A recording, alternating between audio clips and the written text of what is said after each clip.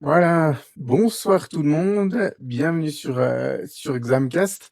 Alors, je vois que les gens nous entendent mais ne nous voient pas. On a visiblement un petit souci avec la connexion de Twitch. Alors nous, on se voit en live, mais je vois que sur le stream, on ne se voit pas. Alors on va peut-être, messieurs, juste retenter la connexion si vous êtes d'accord. Alors, je vais mettre fin à la collab et on va repartir en live direct. On va voir si ça a un bon effet.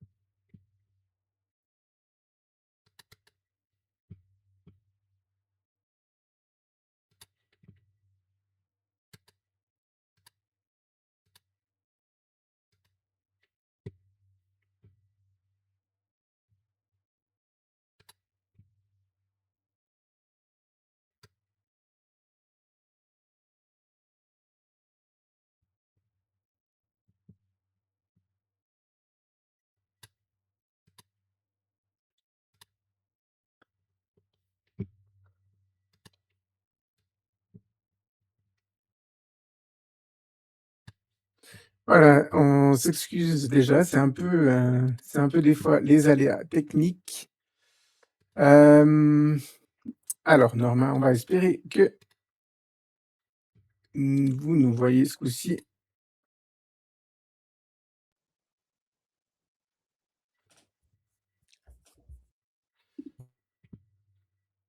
Alors,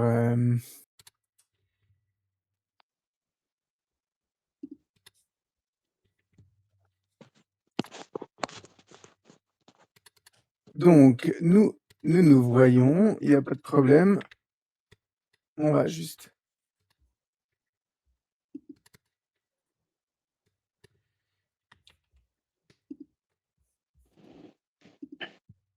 Voilà, problème technique. Alors c'est au moment où Varam décide de se lever et de quitter la salle. Voilà, donc le problème a été résolu. Cette fois-ci, nous apparaissons à nos viewers.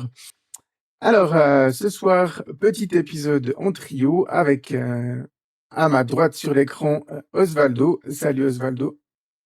Salut Mirko, salut tout le monde. Et en dessous de nous deux, sous l'écran, vous avez, cette fois-ci en mode paysage, bravo, Varam. Salut Varam. Bonsoir Mirko, bonsoir tout le monde. Alors Varam, on dirait que le petit tuto que je t'ai envoyé dans la semaine a fonctionné. Oui, c'était tout simple, mais en fait, voilà quoi, il fallait juste mettre la rotation automatique avant de se connecter sur Twitch. Voilà, Voilà, alors que chose faite. je l'avais fait, mais j'étais déjà connecté sur Twitch et ça ne fonctionne pas. Il faut le faire avant, voilà. C'était si simple que ça. Mais Voilà. oui, Mais pourquoi n'y a-t-il pas pensé avant? mais oui, on est toujours beaucoup plus intelligent après coup. Ouais. Bon, alors voilà, c'est un petit détail cosmétique, mais je pense que pour nos viewers, c'est beaucoup plus agréable comme ça. Et puis, je trouve, Baram, aussi, t'es en meilleure qualité en mode portrait. Donc, Clairement. voilà. C'est win-win. Voilà, messieurs, on va, je pense, sans tarder, pouvoir lancer l'enregistrement de notre épisode. Voilà, début dans 5, 4, 3, 2, 1.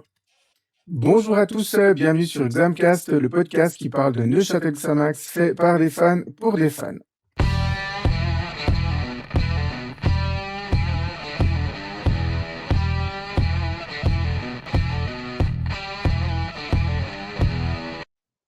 Déjà le 31e épisode de cette saison, ça défile, hein, messieurs. Quand la saison est passionnante comme celle que nous vivons, on voit pas le temps passer. Donc, épisode 31, et ce soir, je suis avec Osvaldo. Salut Osvaldo. Salut Mirko. Ouais, j'ai lancé les punchlines dès l'intro ce soir. Et avec Varam. Salut Varam. Salut Mirko, salut tout le monde. Voilà, alors pour cet épisode, au menu de cet épisode, on va bien entendu débriefer le match du week-end qui nous a emmené du côté d'Aro, de la pelouse du Brugli-Feld. Et puis, comme ce sera la pause internationale la semaine prochaine, il n'y aura pas de match pour le championnat. Donc, on en profitera pour parler un petit peu de l'équipe nationale, mais aussi des échéances pour la Coupe du Monde, puisqu'il y a des équipes qui joueront gros lors de ces barrages. On évoquera ça avec Messi, on s'adonnera aussi au jeu du pronostic. Qu'est-ce que tu dis, Osvaldo? Je dis, je vois pas du tout de qui tu parles. Ah ouais, Tu non, parles de- on verra. On verra ça tout à l'heure. Voilà, messieurs, on passe sans autre à la première rubrique.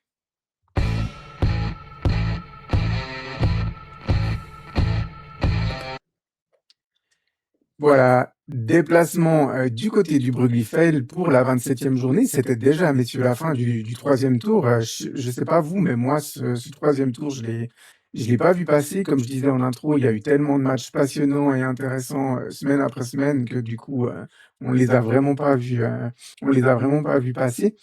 Alors, il y avait une question que tous les auditeurs de Xamax avaient sur les lèvres. Est-ce que le slip de Varane allait être gagné à l'issue de ce match? Malheureusement pas. Alors, je sais pas, malheureusement ou heureusement, j'en sais rien, mais personne n'a pronostiqué le résultat final. Qui a vu la victoire du FC Haro, un but à zéro. Donc, personne n'avait pronostiqué ça, hein. Il y a eu des victoires de Xamax qui avaient été pronostiquées, il y a eu des victoires de Haro, mais on le verra, il y a un animateur qui est passé très proche de gagner le gros lot. Voilà, alors messieurs, on va commencer peut-être par les réactions de nos auditeurs. Il n'y en a pas eu beaucoup, il n'y en a eu que deux. On a Jérôme qui nous dit « Jouer en jaune à Haro nous a été plus inspirant ». Et puis Grégoire M qui nous dit essayez, pas pu. Alors, ce match, en fait, avant même le coup d'envoi, dès qu'on a vu la cascade d'absence pour ce match, puis la composition annoncée par Anthony Breza, on a tout de suite été très dubitatif. Alors, manquait au coup d'envoi, outre les deux blessés maintenant de longue date que sont Gonzalo Sacramento et Chilo Reinhardt, Jonathan Fontana et Erissa Bedini qui purgeaient un match de suspension pour accumulation de cartons jaunes. Et puis, à ces deux joueurs sont venus s'ajouter les blessures de Koro Kone. On ne sait pas trop ce qu'il a connu, si ce n'est que apparemment c'est pas trop grave. Et également de Liridon Moulay. Voilà, il a été ménagé, il a ressenti une petite gêne musculaire, donc rien de grave pour Liridon. Il devrait être de retour sans trop de soucis après la trêve internationale. Alors, avec aussi des absences aussi nombreuses, ben voilà, forcément que Anthony Breza devait opérer des choix d'hommes, mais aussi, et malheureusement pour nous, un choix de système. Alors, on va quand même consacrer le début de cette rubrique, messieurs, à ce passage en espèce de 3-5-2 offensif, 5-3-2 défensif. Alors, si vous êtes en stream, vous voyez. Si vous, vous êtes en audio, vous ne voyez pas, mais il y a Varam qui secoue la tête. Varam, on va sans autre te passer tout de suite la parole. Tu brûles d'impatience. T'as pas aimé ce que tu as vu à ce niveau-là? Non, pas du tout. Bah déjà, je vais pas ouvrir ce chapitre-là, mais un jour j'aimerais bien l'ouvrir. C'est pourquoi ces défenses à 5 sont en train de tuer le football moderne. On peut pas jouer au foot avec une défense à 5. Maintenant, il faut arrêter. Tout le monde appelle ça défense à 3, mais en réalité, c'est des défenses à 5, puisque en phase de non-possession, les deux pistons vont sur la ligne des trois centraux. Et voilà, moi, je comprends pas pourquoi on joue toute la saison à 4 et que là, parce qu'il manque Fontana, il faut qu'on passe à 5. D'entrée de jeu, on comprend l'intention qui est de bétonner et de mettre le bus. Moi, franchement, je comprends pas. Ce que je veux dire, oui, Arao est l'une des meilleures équipes de la ligue. Il joue la montée, mais nous, on a rien en fait à jouer, si ce n'est une quatrième place honorifique. Je comprends pas pourquoi on ne reste pas avec cette défense à 4. D'autant plus que avec une défense à 4, on couvre beaucoup mieux. On couvre beaucoup mieux. Puis là, on l'a vu que les seules fois qu'on récupérait la balle et qu'on voulait repartir devant, et ben, il y avait pas grand monde, il y avait pas de solution de passe parce que ces défenses à 5 vraiment, c'est la mort du foot, c'est la mort du foot. Et en plus et en plus, les 2 pistons, mais c'est une vie mais d'invivable, quoi. Ce que je veux dire, c'est chaque fois en avant, en arrière, et comme par hasard, Deme, qui est en plus un ailier qui a été adapté piston gauche, il sort sur blessure. Et en plus, je crois, une blessure musculaire. Et ça, à mon avis, c'est pas du tout le fruit du hasard. Et moi, ce que je comprends pas, c'est que ce match-là, d'entrée de jeu, on a refusé de le jouer, alors que on a vu le scénario du match. Certes, Arao a dominé, Arao a mérité, je ne remets pas du tout en cause ça, mais franchement, c'est pas une équipe irrésistible. Et moi, je suis convaincu que si on avait mis une défense à 4, on aurait pu aller les chatouiller et pourquoi pas ramener un point, parce que franchement, il y avait la place. Franchement, il y avait la place. Et moi, je comprends pas que toute la saison, on joue à 4 et parce qu'il manque un latéral gauche, alors qu'il y avait clairement moyen de peut-être mettre Sédou à gauche, enfin voilà, il y avait moyen de faire quelque chose d'autre que ça. Et au fait, il a complètement changé les plans, refusé de jouer, et puis finalement refusé de gagner, et finalement c'est un résultat juste. C'est au fait un résultat juste. Et encore, heureusement qu'on a un gardien qui est en grande forme, parce que les 5-10 minutes, voire le quart d'heure après le but, on aurait pu prendre un bouillon. Mmh. Hein, parce que si on en prend 2, je pense qu'on peut en prendre 3-4 facile. Hein. Ouais, effectivement. Osvaldo, le constat quand même avec ces changements, alors Varane l'a dit, hein, on essaye un petit peu aussi de consolider. Alors déjà, on fait avec les hommes qu'on a à disposition, on essaye de consolider une assise défensive. Alors l'objectif, il est moyennement atteint, hein, de ce point de vue-là, mais surtout, qu'est-ce qu'on affaiblit notre jeu offensif avec ce changement de système?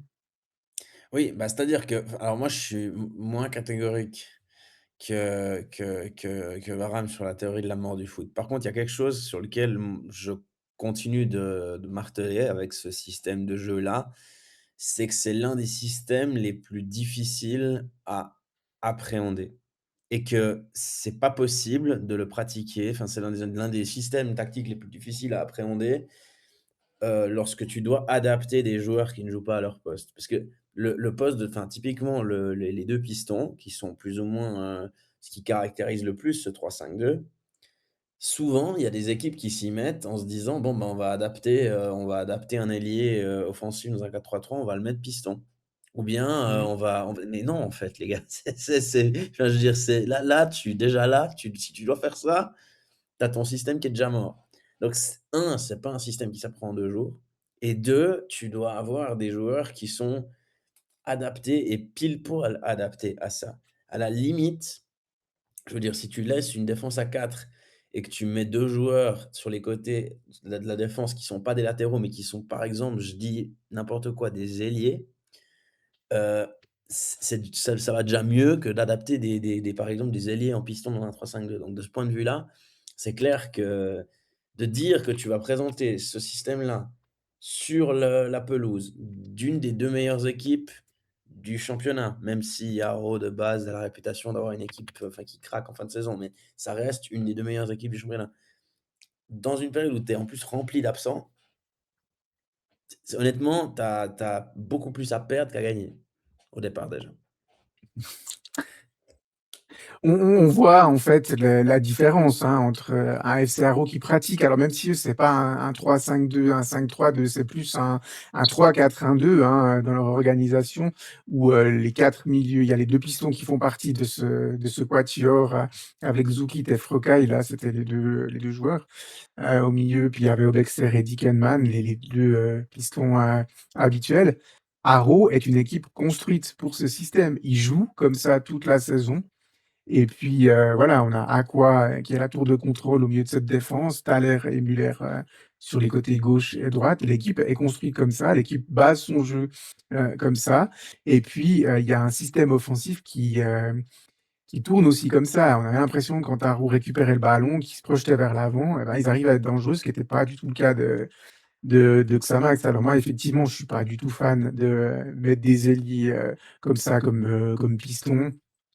DB, je pense qu'il a atterri à ce poste juste parce qu'il est gaucher, quoi. Mais on s'est retrouvé sur un côté gauche, constitué de Démé, plus de Bergsma qui n'avait pas joué en compétition officielle depuis 3 mois, on va dire les 2 mois maintenant, plus le dernier mois. On l'a pas beaucoup vu non plus hein, avant la trêve suite à sa blessure au genou. Donc, non, il était sorti en coupe à Nyon, je crois, hein, Bergsma. Ouais, c'est Oui, ça. oui, oui. Donc, ouais, en tout cas, 2 mois de compétition depuis la reprise, on l'avait pas revu. Alors, heureusement que Dickenman, il était pas forcément en feu aujourd'hui parce qu'il se serait baladé. Mais il y a quand même beaucoup d'actions qui sont passées sur le côté gauche, beaucoup plus que le côté droite où on a senti Epito et Sédou quand même beaucoup plus à l'aise dans ce rôle-là. Voilà. Alors, la première mi-temps a bien tenu. La première grosse action, elle est même xamaxienne. Hein, à la 18e, suite à un corner repoussé, c'est un petit numéro d'Azemi sur le côté. Et puis, ça se termine par une frappe. Il a presque visé le cop xamaxien derrière le but. Voilà, c'était la première escarmouche de Xamax. On la mentionne parce qu'il n'y avait pas eu grand-chose hein, quand même à se mettre sous la dent jusque-là. Et puis après, ben, c'est les Argoviens hein, qui, à la 30e minute, sont tout proches d'ouvrir le score. Osvaldo, tu te souviens de cette action? Elle est sur Je les vais vous reflets laisser hein, un de... peu plus profondément Ouais, l'analyse de ce match, je vous l'avoue, hein, parce que ma vision ne se résume qu'à quelques séquences. ouais, d'accord. Ouais, ouais, c'est une action en fait qui se développe et qui se termine, si je me trompe pas, par une frappe de... qui c'est qui a frappé? Est-ce que c'est Filet, je crois? Légèrement... Ouais, c'est ça, une frappe légèrement sur la gauche du but de Veragic. Le ballon pas juste à côté, heureusement, s'il était cadré, c'était but. Voilà, première mi-temps, messieurs, on va être assez clair, 0-0, c'était le score logique pour sanctionner cette première mi-temps. Les Argoviens un petit peu plus mettre de leur sujet balle au pied, mais ils n'ont pas été franchement non plus hyper dangereux. Et puis un Xamax beaucoup trop brouillon pour espérer quoi que ce soit. Première mi-temps décevante, tout simplement, hein, de la part des deux équipes. Baram. Bah voilà, il n'y avait pas grand-chose à dire parce que Arabe, on sait que c'est une équipe qui d'abord essaye de rester solide avec le style Jacopeta, on le sait, c'est un style plutôt solide. Et puis après, ben, ils vont plutôt pas spéculer, mais on va dire devant, ils ont quand même individuellement, ils ont des joueurs hyper intéressants. Bah, ils ont Fazliou qui est un peu le virtuose, ils ont Filet qui est un joueur hyper intéressant qui a une énorme activité, qui fait un peu le sale travail et qui en plus conclut les actions. Ils ont Vladi qui était un peu plus en nombre pour ce match, mais qui est un excellent joueur. Et puis ben voilà, donc Barao c'est plutôt une équipe qui va jouer solide et puis viser quelques transitions. Et puis nous, bah ça a été le néant total quoi. Enfin voilà, dès qu'on récupérait la balle, il n'y avait aucune solution de passe quoi. Parce qu'on avait directement ben, nos 5 qui étaient derrière, le milieu qui était complètement dispatché. Et puis, les seules fois qu'on essayait de trouver des lignes de passe, c'était les pauvres Demassai et puis Vendo qui ont été complètement en fait, envoyés au casse-pipe. Quoi. Donc voilà, mais à mon avis, c'est tactiquement, d'entrée de jeu, on a perdu le match avec une formation et puis un système de jeu qui n'ont absolument pas de sens. Quoi. Voilà, on a refusé de jouer. Et la consigne était claire, c'est on bétonne et on essaye de limiter la casse. Franchement, quand on n'a rien à jouer, si on n'essaye pas de jouer au foot, moi, je comprends plus rien, quoi. Ouais, Donc, forcément, mi-temps décevante, quoi. ouais, effectivement. Et puis on sentait...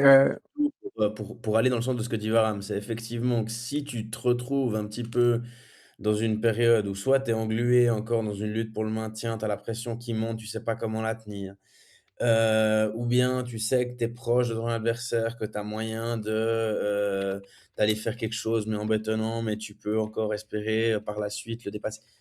Tout est entendable. Quand on est dans la situation dans laquelle on est en ce moment, même à Haro, même face à un adversaire qui joue la montée, de refuser le combat dans ces proportions-là, c'est inquiétant et ce n'est pas digne du petit mieux, je dis bien du petit mieux que j'ai pu percevoir à certains moments de cette saison, dans cette équipe de Xamax par rapport aux saisons précédentes. Parce que sur les gros rendez-vous, notamment à la Maladière, avec la réception d'Aro, la réception d'Hiver la 1re réception d'Yverdon à l'automne sur ces matchs-là, on avait vu un autre visage au premier tour.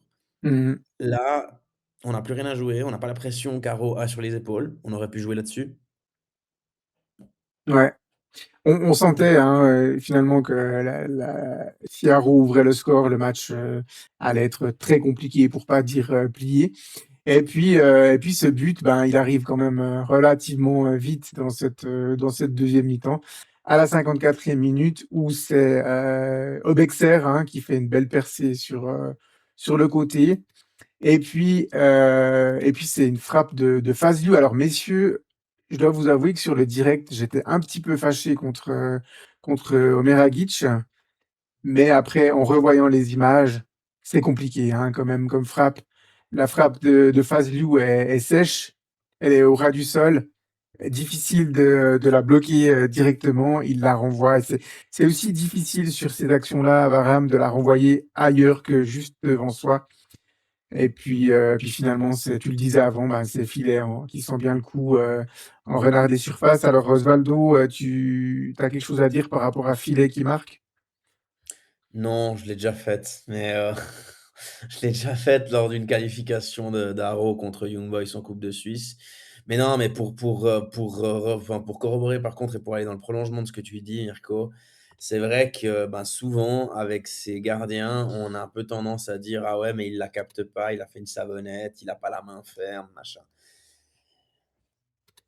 Franchement, c'est compliqué de la reprendre et puis moi, Non, dans ces cas-là, j'ai toujours un peu plus si je dois taper sur quelqu'un, je vais plutôt taper sur notre ligne défensive qui ne garde pas à l'esprit l'éventualité que le ballon soit relâché et qui est aussi lente sur le rebond. Parce qu'au final, moi, c'est ce qui me dérange dans ces séquences-là. C'est pour la défense en question, c'est que le seul qui se bouge et qui veut aller, sur le ballon, même s'il lui revient bien dessus, hein, mais c'est l'attaquant argovien. En l'occurrence, là, c'est Filet. C'est l'attaquant adverse. Et il y a tous les joueurs de Châtelois sont en fait agglutinés sur la première moitié de la surface de réparation. Il y en a aucun qui couvre le deuxième poteau mmh, et ben, ça donne ce que ça donne, quoi. C'est un peu, soit il y a ce truc inconscient de dire: «De toute façon, on prend le goal», soit le fait de se dire: «Ah ouais, même s'il la relâche, de toute façon, on est trop lent pour y aller». Ce qui est une façon de penser vraiment assez défaitiste quand même. Enfin, je veux dire, tu es supposé tant que le ballon est jouable, tu es supposé tout faire pour mettre même un angle pour qu'il soit dévié.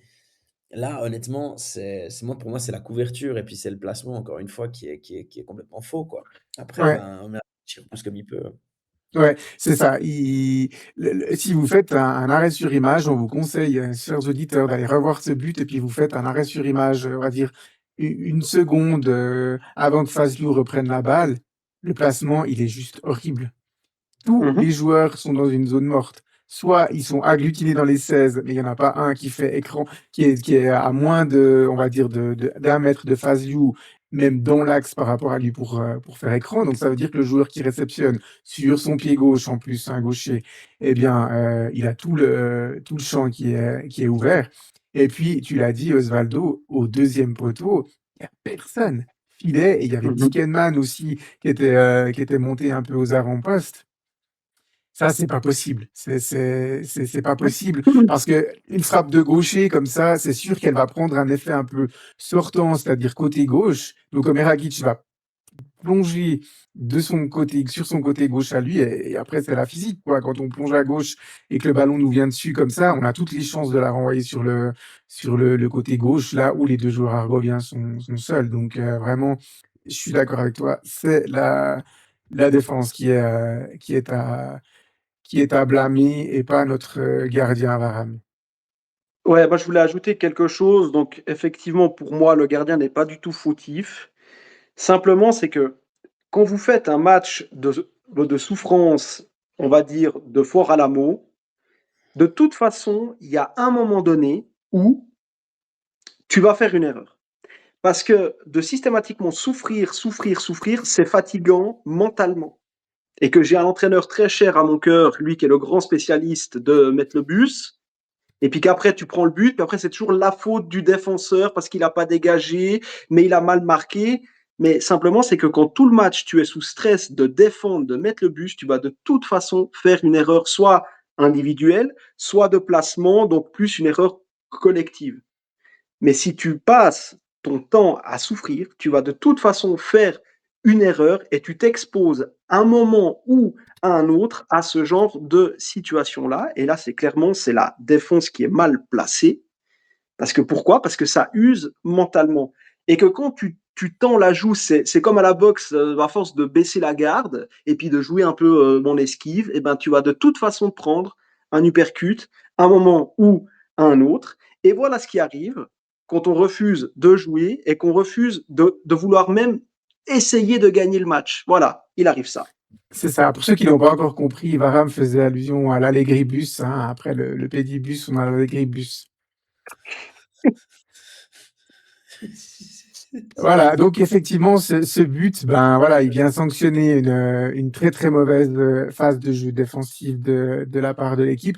Et puis, tu l'as dit avant, Varane, c'est le début d'une période qui aurait pu nous coûter très très cher au niveau du score, puisque Haro a eu ouais, une dizaine de minutes, un quart d'heure où ils ont été vraiment ultra ultra dominants.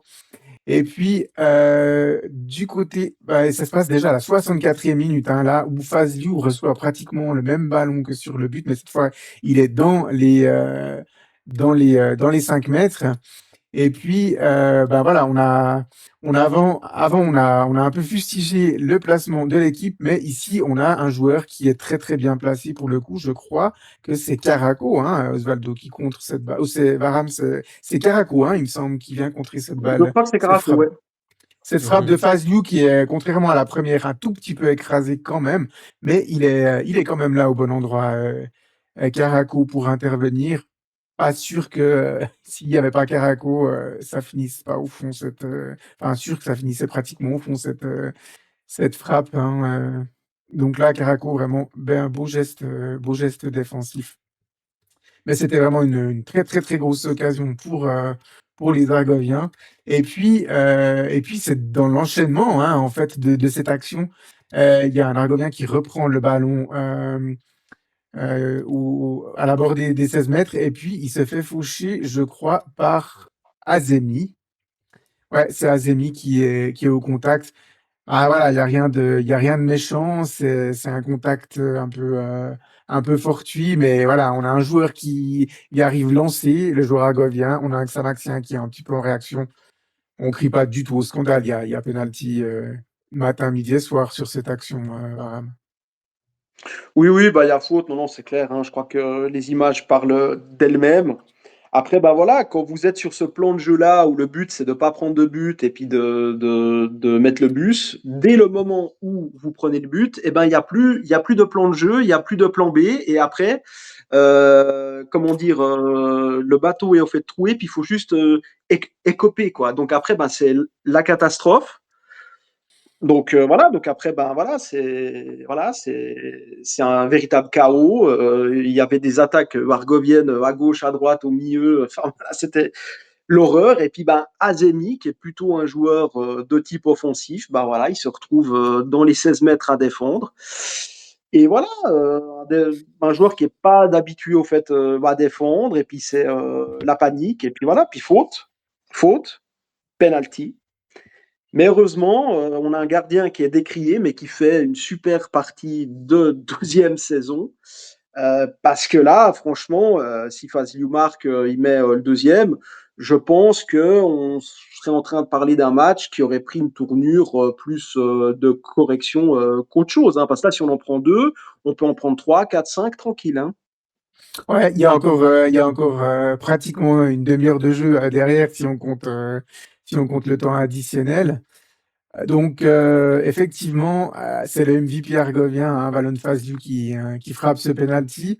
Il est Osvaldo, il est pas si mal frappé que ça, ce penalty. Peut-être un peu prévisible hein, dans la course d'élan. On voit que Fazliu, à tout moment, il regarde ce côté-là. Mais rien à dire. Edin Omeragic fait une super parade. Hein.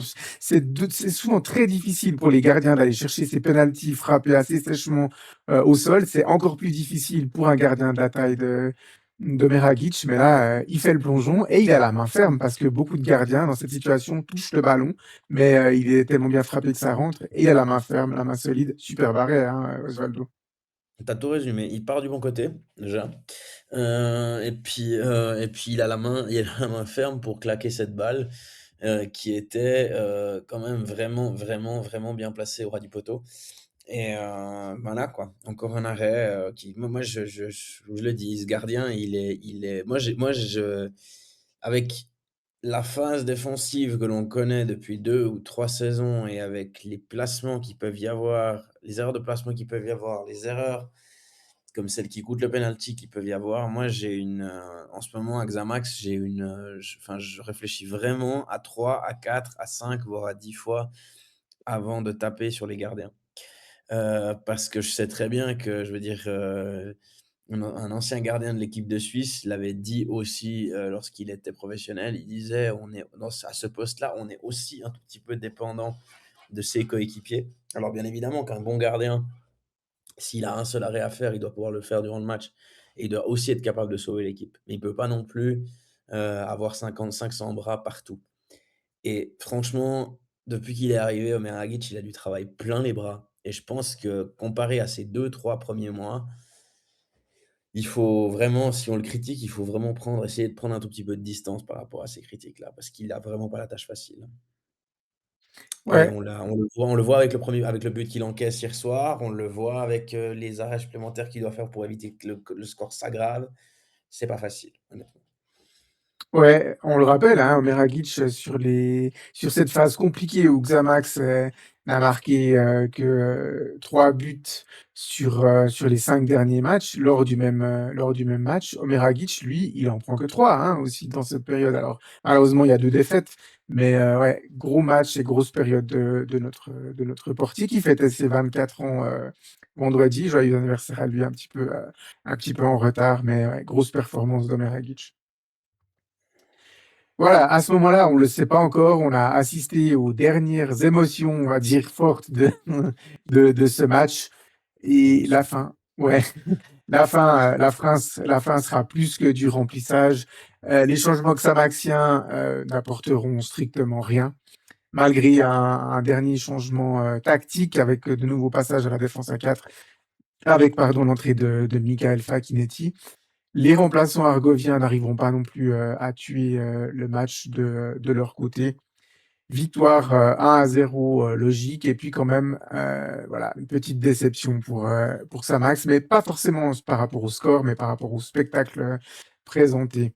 Parce que on va le dire, on a reçu un commentaire de Sempronicus, notre supporter argovien préféré, qui nous disait que c'était un match de Haro Time. Alors, on a beaucoup plaisanté avec ça, le fameux Haro Time, le sprint final des Argoviens ces dernières saisons sur le dernier tour, notamment. Alors, l'année passée, c'est un peu la fin du troisième et le début du quatrième tour qu'ils avaient raté. Et puis, pour lui, c'était typiquement un match de Haro Time. Il était vraiment insatisfait de la performance de son équipe. Et puis, ça corrobore ce que tu disais avant, ça va dans le sens de ta vision, Varane. Haro était, on pouvait repartir avec quelque chose du Brugli-Feld hier soir, une équipe qui jouait un football un peu audacieux et qui se créait des chances et qui les concrétisait, repartait avec quelque chose du Brugli-Feld. Malheureusement, on n'a pas été cette équipe-là hier soir, Varane, tout simplement. Ouais, bah, moi, par exemple, je me rappelle des matchs qu'on avait fait contre Thun la saison dernière, où finalement, chaque fois, on perd 2-1, on perd 1-0. Enfin, c'est serré, mais au moins, on a joué, on a vu quelque chose, et finalement, il manquait de peu. Moi, je me rappelle d'un match, le premier match, je crois, contre Thun, on perd 1-0, mais Demassai qui fait un poteau, on a fait un autre poteau. Finalement, bon, ça s'est joué à peu. Finalement, à la fin du match, évidemment qu'on est un peu frustré parce que le résultat n'est pas celui qu'on aurait espéré. Mais moi, je me rappelle qu'en termes de prestations, c'était OK parce qu'on avait regardé tout les yeux dans les yeux et que finalement, sur 2 3 épisodes, si on a un peu plus de chance, on peut gagner, voire faire nul. Or là, ça n'a pas été le cas, et d'autant plus que Arao, il n'a pas été irrésistible, parce qu'en plus, on l'a vu, le penalty, il le rate, après, il commence à douter, ils essayent de gérer plutôt le score. Et moi, je suis sûr, là, si on avait eu un peu plus de poil au torse, quoi, je pense qu'on repartait, en tout cas avec un point, quoi. Voilà, mais le truc, c'est que le foot, c'est tout le temps la même chose. C'est que l'équipe qui ose, qui tente, elle met toutes les chances de son côté pour faire des points, pour gagner finalement. Mais là, ce refus de jouer, vraiment, je ne le comprends pas, quoi. C'est pour moi, c'est incompréhensible. Vraiment. Parce que c'est vrai que Arao a mérité, clairement. C'est vrai qu'Arao est une des meilleures équipes de la ligue, mais ce qui est aussi vrai, c'est que le foot suisse a, je dirais, un nivellement vers le bas. Et franchement, il n'y a aucune équipe que je trouve vraiment étincelante. Même les équipes qui sont en haut de classement, je les trouve pas dingues. Et franchement, si on joue un tout petit peu au foot, puis qu'on met un peu nos attributs sur la table, moi, je suis sûr qu'on fait des points, quoi. Mmh.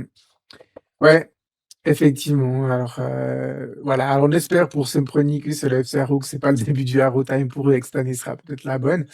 On lui fait une petite dédicace spéciale, on a pris contact avec lui et puis, il nous a promis qu'il viendrait à l'antenne de Xamcast avant ou après, le prochain match et le dernier match de la saison contre, Arros. Sempronikus, c'est vraiment peut-être le moment que tu viennes en ligne parce que peut-être que la saison prochaine, on disputera pas le même championnat, ton équipe et la nôtre. Donc, voilà, c'est avec un grand plaisir qu'on l'accueillera à l'antenne de Xamcast. C'est une petite parenthèse comme ça, ça nous a été un peu demandé par certaines personnes qui nous disaient de temps en temps: «Vous pourriez accueillir des supporters des équipes, adverses». Ça fait plaisir, hein, messieurs, d'avoir des supporters de nos adversaires qui nous écoutent, qui apprécient ce qu'on fait parce que Sempronikus, il nous a confié qu'il était devenu un auditeur régulier, hein, de Xamcast, pas uniquement au début comme, il le faisait avec les épisodes qui concernaient le FC Haro. C'est sympa d'élargir un petit peu notre public. C'est clair, c'est très clair. Moi, enfin, ça me fait toujours un peu, parce que j'ai toujours un peu l'impression avec ce type de podcast qu'on est uniquement, écouté dans notre petit canton et finalement dans la sphère, neuchâteloise. Alors, peut-être que pour le reste de la Suisse romande, d'avoir des gens qui ne vivent pas directement à Neuchâtel, qui font partie de ce podcast, peut aider aussi à faire connaître le podcast en dehors du canton. Je dis ça comme ça. Ouais, Mais regardez mais à voilà, voilà. Mais non, c'est vraiment sympa. Puis pour le coup, c'est un trait d'humour qui est puis c'est une finalement, c'est une ouverture d'esprit, finalement, de venir nous mmh écouter alors que tu habites à Haro, tu es supporter de ton club. Moi, je suis juste c'est un peu la seule chose et ce stade est super sympa et j'y suis à chaque fois ravi d'y retourner pour, l'ambiance qui y règne, hein, parce que ça reste des supporters, passionnés. Je trouve juste le petit bémol, c'est personnellement parce que quand j'y vais, bah, j'y vais forcément dans le secteur visiteur et puis je me permets simplement de c'est le seul truc que je leur reproche un petit peu. La bouffe est géniale là-bas. Mais le prix d'entrée pour, mh. des places derrière le but, sur des escaliers, fait quand même froid dans le dos pour un club de Challenge League. Ouais, tu fais référence à la banderole qui a été déployée par la tribune, Neusch. Effectivement, hein, Oui, parce que je j'ai eu la crois que le prix confirmation est du à prix. 28 francs sans rabais. Exactement. C'est Oh, extrêmement cher pour de la Challenge League C'est en très, très tribune cher. derrière les buts, hein. C'est C'est très, très pratiquement cher. le prix d'une tribune latérale ailleurs, hein, ça. Il y a des tribunes C'est latérales exactement qui coûtent moins cher que ça, hein. c'est exactement et on parle d'une tribune en escalier, enfin, je dirais, on est c ils s'embêtent vraiment pas là-bas, hein, au niveau des Mmh. prix. Et c'est vrai que si on compare avec, alors tu me diras que c'est pas du tout le même club, tu me diras que c'est 2 sphères différentes, mais il y a pratiquement 20 francs d'écart avec, avec des matchs à Carouge ou des matchs à Nyon. Je trouve que malgré l'écart de niveau, c'est beaucoup trop. C'est beaucoup Ouais, trop clairement. et c'est pas à la portée de toutes les bourses. Je veux dire les supporters qui vont derrière les goals en général, sont pas des gens qui alors il y a évidemment qu'il y a des cas spéciaux, mais je veux dire, ils ont pas tous les moyens de payer 28 francs le billet, quoi. Allez, Heu, Osvaldo, un billet en tribune pour le COP comme ça doit être entre 10 et 18 balles, quoi, guère plus. ouais, ouais, surtout dans une tribune telle Ouais. que celle-ci où tu as des escaliers. Je veux dire, c'est même pas comme si tu avais, tu pas de toit et tu as des escaliers. Donc c'est quand même pas le grand luxe, quoi. Mmh.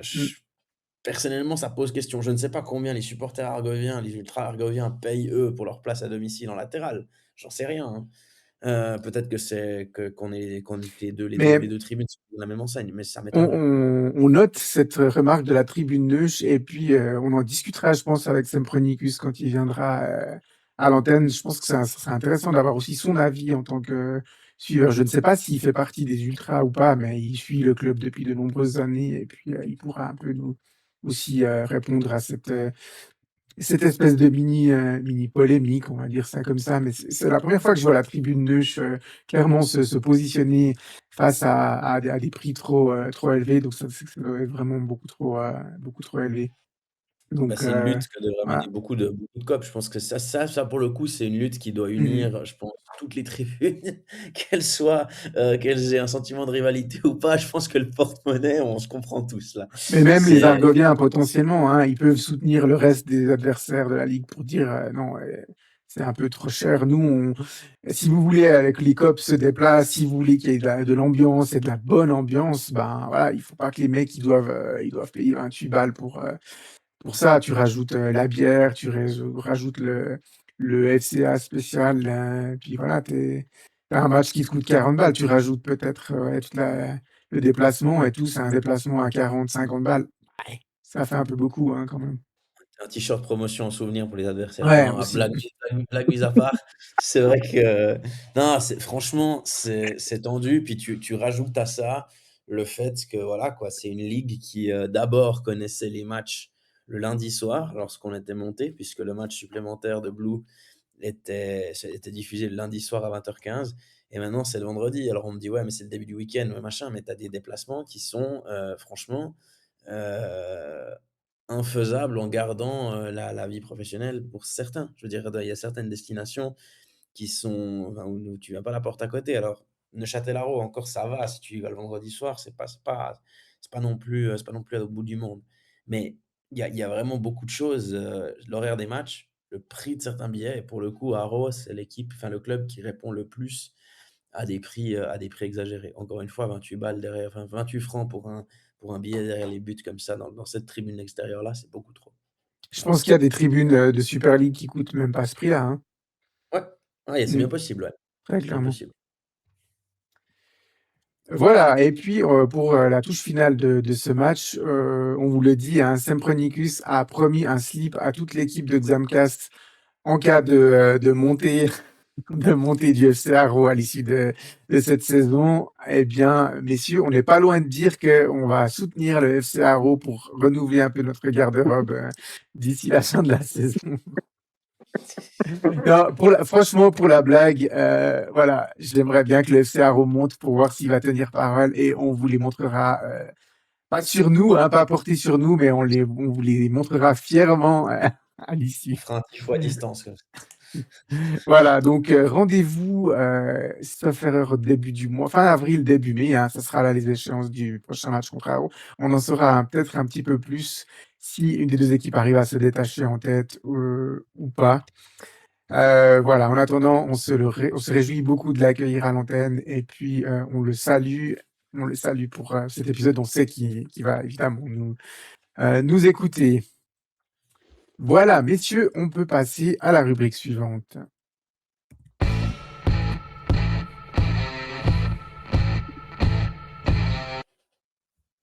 On arrive dans une des périodes de l'année préférée de Varane. Les clubs se mettent en pause et place au vrai football, le football des nations, le football du peuple, le football du cœur, avec des matchs amicaux, mais aussi des matchs pas amicaux au programme. Alors on va commencer, chauvinisme oblige, par notre équipe nationale. Enfin, il n'y a pas tout le monde qui est concerné par cette définition-là, mais en fait, non, mais oui, vous avez les deux la nationalité suisse et italienne, messieurs, on est d'accord, hein. Tout à fait. C'est Non, ça. moi j'ai Donc, que l'italienne. voilà. Donc, on va tout de suite couper Varam de la discussion. Non, voilà. Alors, l'équipe de Suisse, on va passer très brièvement là-dessus. L'échéance pour la Nati, ce sont deux matchs amicaux contre l'Allemagne à Bâle, puis ensuite un déplacement à Oslo, ouais, à Oslo ou ailleurs, je sais plus, mais en tout cas pour y affronter La Norvège, on va pas Oslo, s'attarder sur. Ouais, c'est c'était ça. beaucoup ça aussi. On va pas s'attarder sur les matchs à proprement parler. C'est des matchs amicaux, c'est des matchs de préparation. On va peut-être passer quand même quelques minutes sur une sélection de Murat Yakin. J'ai envie de dire sans surprise, messieurs. C'est étonnant parce on connaît maintenant assez bien Murat Yakin. Ça fait plusieurs années qu'il est à la tête de l'équipe. Et quand l'équipe se qualifiait pour les grands tournois, c'est-à-dire toujours avec lui, euh, eh bien, il profitait souvent de ces échéances de mars du début du printemps pour faire quelques tests. Là, honnêtement, il y a aucune surprise. Tous les joueurs sélectionnés ont déjà fêté au moins une sélection. Et puis, on pouvait peut-être s'attendre, je dirais, dans le poste de latéral droite, hein, à avoir soit Zachary Atekame ou Brichy, je ne sais plus son prénom à lui, qui pouvait être sélectionné en tant que doublure de Widmer. Mais voilà, Murat Yakin a peut-être choisi du coup voilà, la continuité. Et puis voilà. Vous avez été surpris, messieurs, quand même, de ne pas avoir un ou deux joueurs appelés. Ouais, je dirais que la seule surprise, mais encore, ce n'est pas vraiment une, c'est le retour d'Alvin Sanchez hein, après sa grave blessure. Mais Alvin Sanchez revient vraiment tellement bien et fort avec Young Boys que c'est pas une surprise de le voir appeler. Voilà, on s'attendait peut-être à une ou deux prises de risque, à un ou deux choix de Murat Yakin. Il n'en a rien été, Osvaldo. Oui, alors moi je pense que avec le temps qu'il reste d'ici à la coupe du monde, c'est surprenant sans l'être. C'est-à-dire que peut-être qu'il a vu ce qu'il avait à voir durant la phase de qualification et que finalement maintenant il essaye de resserrer un maximum le groupe qu'il a certainement déjà dans un coin de la tête pour aller aux États-Unis. Donc voilà, moi lors de ces trêves internationales de mars où tu joues des matchs amicaux, où tu n'as pas ta qualification à jouer pour le tournoi qui suit, qui arrive 3 mois plus tard, personnellement, ça me surprend sans me surprendre. Voilà. Ouais. C'est une réponse un peu neutre de Suisse, mais voilà, c'est comme ça. Varane, on sait que tu t'en fous un peu dans le fond, mais pareil, t'aurais aimé peut-être une petite prise de risque de Murat Yakin à cette période de l'année. Bah, d'un côté, comme Matteo a dit, je pense que ça s'explique par le fait qu'il a son groupe et que, comment dire, il a ses fidèles soldats. Maintenant, il y a aussi on va dire un autre point de vue, c'est qu'au fait, quand on est un sélectionneur, on doit prendre les meilleurs joueurs. Et puis, un sélectionneur national travaille moins tactiquement parce que c'est pas comme un entraîneur de club qui travaille au fait quotidiennement. Parce que les rassemblements nationaux, c'est tous les 3-4 mois, ce qui veut dire que tu as moins le temps de travailler, donc tu dois plus travailler sur l'humeur du groupe, la cohésion de groupe, et du coup, tactiquement, tu as moins le temps de mettre des choses en place. Donc, ce qui veut dire que tu pourrais on va dire, tu pourrais appeler des petites surprises, voilà, qui pourraient se mettre avant. Maintenant, s'il n'a pas appelé des néophytes et des petites surprises maintenant, ben, tu peux le faire, on va dire, quand tu fais ta liste définitive. Mais bon, entre guillemets, c'est plus un petit risque. Maintenant, bah, c'est vrai que cette équipe nationale suisse, elle a quand même sur le papier belle allure. Mais c'est vrai que, on va dire que sur les latéraux droits, c'est un petit peu léger parce que Widmer, on sent que il est plus à la fin de sa carrière qu'au début. Je ne sais même pas qui est le backup de Widmer, comme ça, Oh, j'en poste vois pour pas. poste, il y en a pas. Ouais. Voilà, ouais, donc c'est vrai que c'est un peu surprenant, d'autant plus que Zach, avec le Milan, alors il n'est pas titulaire, mais alors il a eu joué quelques matchs parce que Salmakers était blessé pendant un ou deux matchs. Il a fait quelques rentrées qui sont pas trop mal. Franchement, je regarde un peu les avis aussi en Italie, et puis c'est vrai que de ce qui ressort, en tout cas sur ses prestations, c'est que ben évidemment, donc Zach est arrivé à Milan un peu au milieu du scepticisme général. On disait ah mais il vient du championnat suisse, blablabla, il est pas prêt, il est trop jeune. parce qu'en Italie, à 25 ans, vous êtes encore jeune. Voilà, donc voilà, il est arrivé un peu au milieu du scepticisme ambiant, et puis bah, il s'est avéré que les prestations ont été assez bonnes. Il a fait des passes de but, il a marqué aussi un but, ça c'était plutôt cet automne contre Pise, je crois. Donc finalement, il a fait des prestations assez solides. Et puis c'est vrai que bon, en Italie, ils ont un peu pas retourné leur veste, mais ils ont dit ah ouais, c'est peut-être un joueur intéressant sur lequel on peut travailler.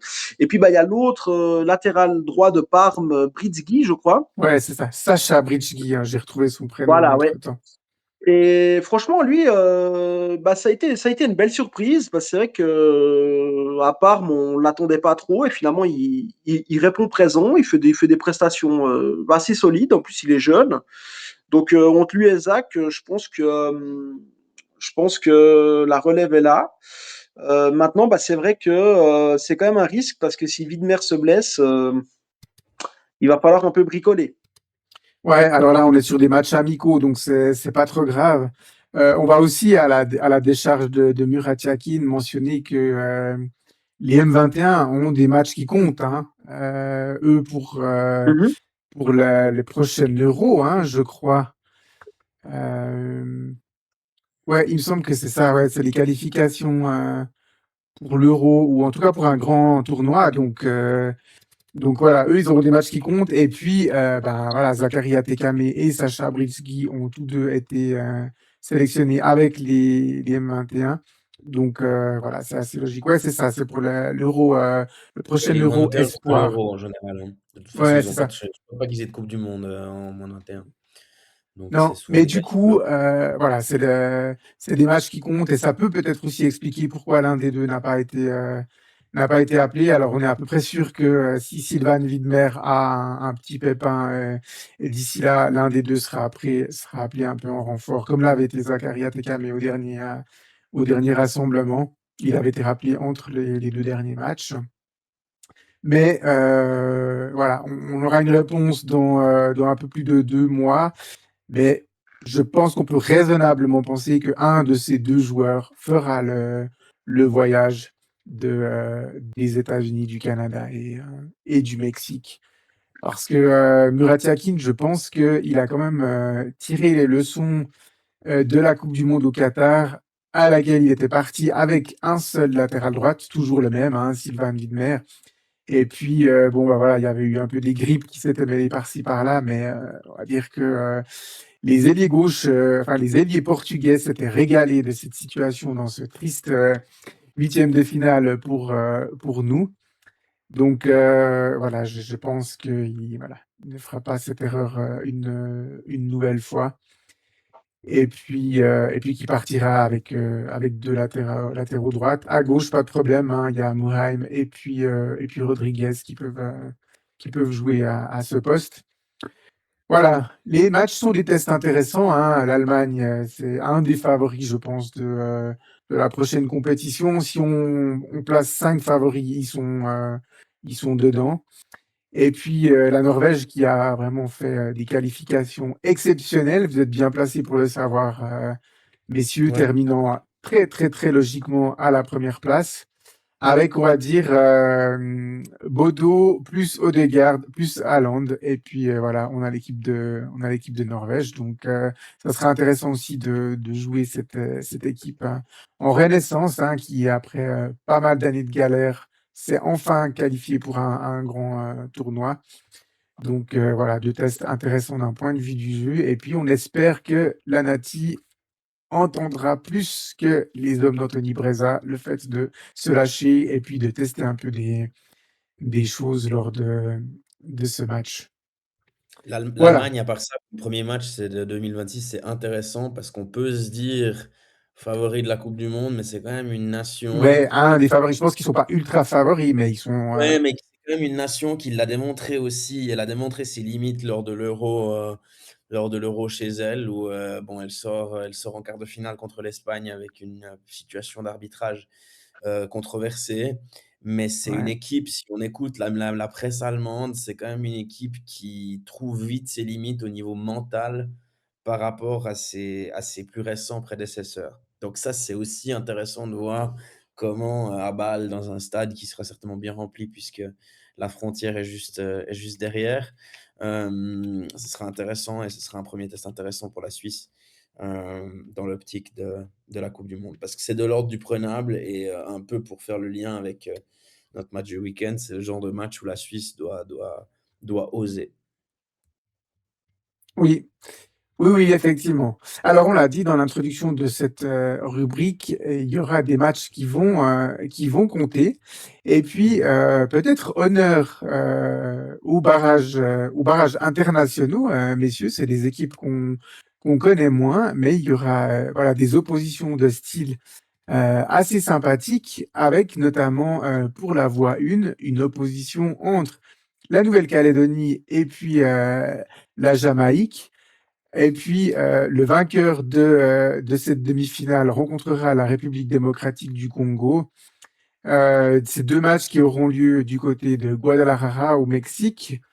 Bon, sans faire offense à la Nouvelle-Calédonie et à la Jamaïque, la République démocratique du Congo a quand même, on va dire un cran au-dessus, est quand même favori, de cette confrontation, finale, quel que soit son adversaire, messieurs. A priori, favori logique, hein, de cette confrontation. Oui, Alors, je entre la pense. Nouvelle-Calédonie et la Jamaïque, on vous avoue, on n'a pas trop du tout suivi les qualifications respectivement en Océanie et puis dans la zone CONCACAF. Mais la République démocratique du Congo, c'est quand même voilà, une équipe solide avec des bons joueurs, hein. C'est-à-dire que oui, après je pense pas qu'ils ont besoin d'appeler l'arbitre de la coupe d'Afrique, de la finale de la coupe d'Afrique des Nations pour se qualifier pour la coupe du monde. Mais blague mise à part, oui, je pense que le c'est là, pour le coup, la nation, africaine part avec un avantage. Aussi parce que voilà quoi, enfin, sincèrement, ces nations comme, la Jamaïque ou la Nouvelle-Calédonie, s'ils avaient des joueurs de classe internationale, je pense qu'avec les réseaux sociaux aujourd'hui, on en aurait entendu parler depuis. Donc, voilà quoi, c'est ces zones malheureusement mondiales où, il y a des nations locomotives qui sont systématiquement qualifiées et puis après, ben, forcément vu que là, ben, les organisateurs de cette coupe du monde, déjà occupent toute l'Amérique du Nord, puisqu'il y a les États-Unis et le Canada. Et qu'on enlève une nation sud-américaine, bah, ça laisse, dans les qualifications, bah, ça laisse de la place à des nations, beaucoup plus secondaires de se jouer une place pour les barrages, voire pour la qualification. Après, c'est les barragistes qui n'ont pas eu la chance de se qualifier directement, quand ils ont ce niveau-là, j'attends de voir. Mais, Ouais, malheureusement, on parle un petit peu en novice là, pour le coup. ouais. Et puis, ce sera peut-être l'occasion, hein, de toute façon, la République démocratique du Congo disputera le match pour se qualifier directement, quoi qu'il arrive. Et c'est peut-être la perspective de voir Charles Piquel à la Coupe du Monde, messieurs. Ça nous ferait bien plaisir pour lui, hein. Ça, ce serait quelque Oui. chose de le revoir effectivement, parce qu'alors lui, personnellement, moi, c'est un joueur que j'ai bien aimé. Mhm. Alors son passage à Xamax, c'était un numéro 6 assez combatif. Je sais que certains des personnes que j'ai pu, croiser au stade qui ont même acheté son maillot à l'époque. Donc c'est dire s'il est resté dans l'esprit de certains supporters xamaxiens et bien évidemment que si on a l'occasion de voir un joueur qui est passé par chez nous et qui quelques années plus tard peut disputer une coupe du monde, c'est toujours, une fierté quelque part. Ouais. Et puis, le deuxième barrage intercontinental, alors là, on est un petit peu plus emprunté. On aura une première opposition qui va opposer la Bolivie au Suriname, donc une opposition sud-américaine. Et puis le Suriname est considéré comme un pays d'Amérique centrale, hein, donc il joue dans les éliminatoires CONCACAF. Et puis le vainqueur affrontera l'Irak. Alors, on va être très clair, hein, on n'a jamais vu jouer ces équipes ces dernières années. La Bolivie, on la voyait jouer quand elle jouait les grands tournois, mais ils n'en ont pas fait depuis quelques années, hein, il me semble, des coupes du monde. Donc voilà, bien malin qui pourra prédire cette opposition. Pour l'histoire, on a envie de dire la Bolivie, mais peut-être c'est beaucoup plus ouvert que ce qui n'y paraît, ce deuxième barrage intercontinental, messieurs Varane. Bah, disons que comme c'est des confrontations qui se jouent sur des matchs aller-retour, Non, non, ça c'est de peut vite. l'élimination directe. Ah, Ah, c'est de l'élimination directe, ouais, Ouais, ouais. alors encore plus. Demi-finale Sur un entre match, Bolivie et Suriname, puis le vainqueur affronte l'Irak, c'est match sec. alors autant pour moi. Alors, ouais, alors, Terrain neutre, mais raison de match plus. sec. D'accord, sur un match sec, il y a beaucoup de choses qui peuvent arriver. Donc, je dirais que ça reste ouvert. Après, ben, la Bolivie, ils ont un avantage quand ils jouent chez eux. Ça veut dire que quand tu vas jouer à 3000, 4000 mètres, c'est compliqué.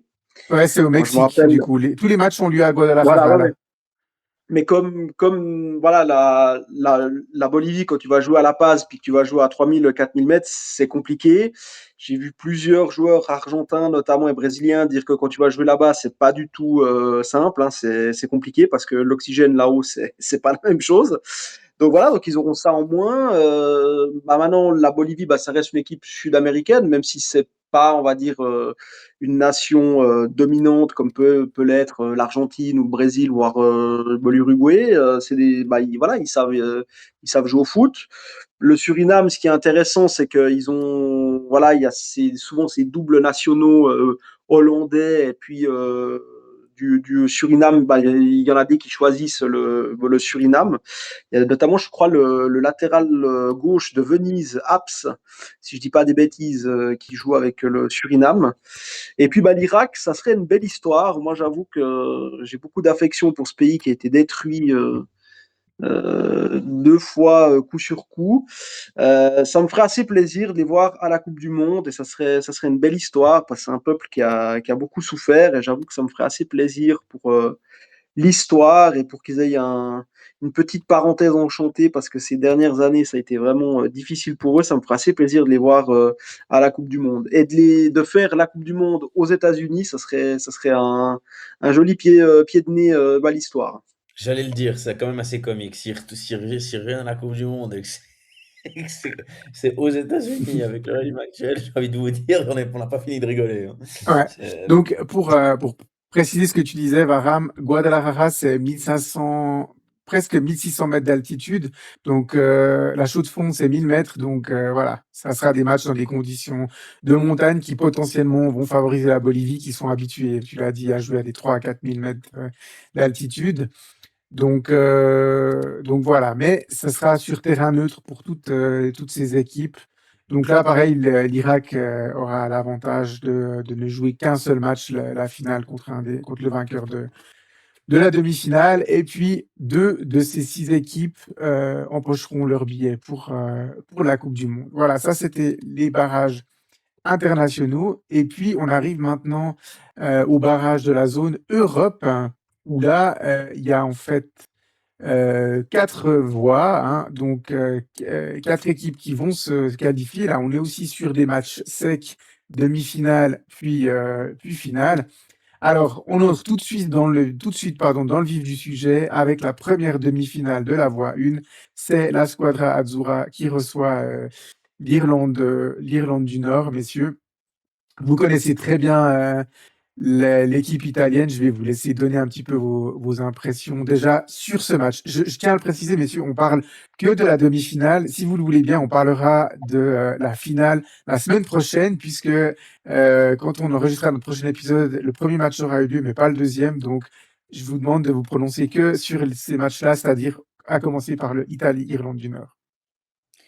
Moi, je vais ouvrir le bal parce que c'est la troisième fois d'affilée hein, que l'Italie doit passer par un barrage. Et les deux premières fois, on sait comment ça s'est passé. Donc la Suède en 2017 en aller-retour et puis la demi-finale perdue contre la Macédoine du Nord en 2022. À chaque fois, j'ai vu arriver et j'ai senti l'échec parce qu'il y avait un environnement soit toxique, mais du moins négatif, qui s'était créé avec le premier sélectionneur, parce qu'il y a eu clairement une guerre de vestiaire qui a éclaté entre lui et certains anciens du groupe à l'époque. Et puis en 2022, où il y avait une équipe qui avait gagné l'Euro 6 mois plus tôt, et puis qui avait une dynamique qui s'était complètement effritée en 6 mois.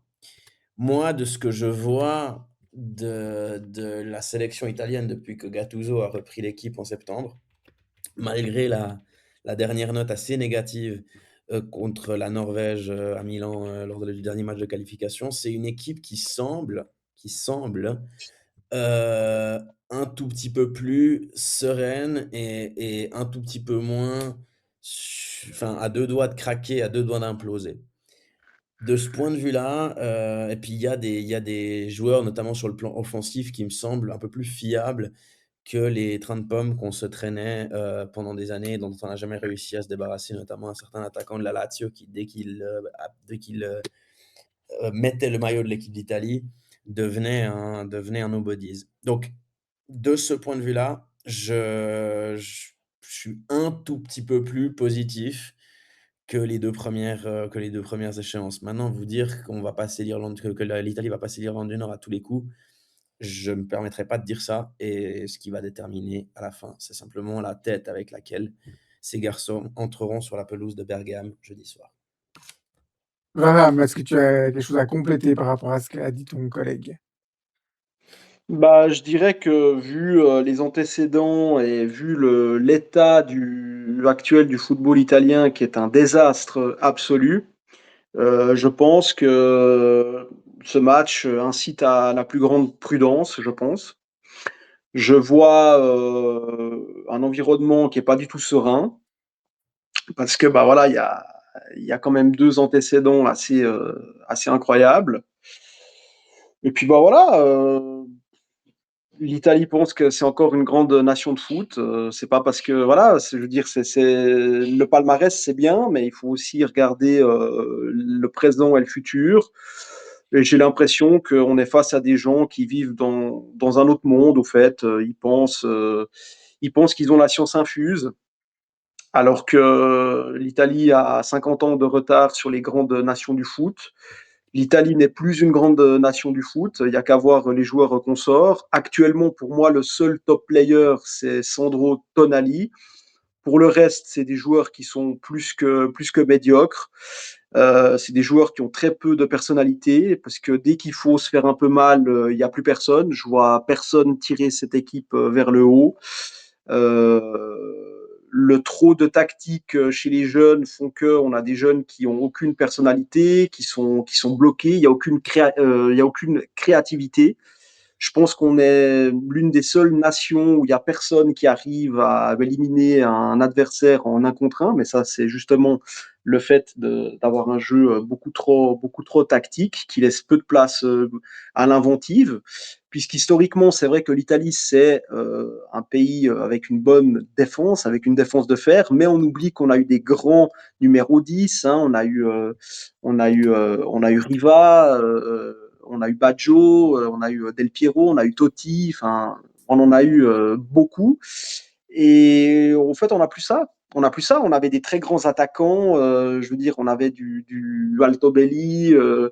On en a eu plein. On a eu Rossi. On en a eu plein. Puis aujourd'hui, les attaquants, vous regardez les noms. Franchement, c'est incroyable. Vous voyez la Norvège, non seulement ils ont Haaland, mais ils ont aussi un mec comme Sorloth qu'on parle jamais. Donc voilà, donc la Norvège arrive à sortir ce genre de joueurs, et nous, nos attaquants, ben c'est un peu le désastre, quoi. Donc voilà.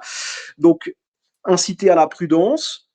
La, voilà, donc on verra ce qui se passe, mais moi je serais pas surpris si on est devant une troisième élimination, parce que je vois au fait des gens qui vivent un peu comme en Corée du Nord, au fait, complètement fermés au reste du monde du foot. C'est nous, on a compris, on sait mieux, voilà, on est les meilleurs. Et puis après, ben, on voit ce qui se passe avec l'équipe nationale, et puis on voit ce qui se passe avec les clubs.